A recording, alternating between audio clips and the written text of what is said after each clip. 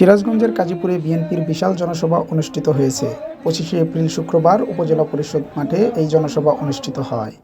গাজীপুর উপজেলা বিএনপির সাবেক সভাপতি সেলিম রেজার সভাপতিত্বে ও সাবেক সাধারণ সম্পাদক অ্যাডভোকেট রবিউল হাসান এবং আব্দুস সালামের পরিচালনায় জনসভায় প্রধান অতিথি হিসেবে উপস্থিত ছিলেন সাবেক বিদ্যুৎ প্রতিমন্ত্রী ও বিএনপির স্থায়ী কমিটির সদস্য ইকবাল হাসান মাহমুদ টুকু।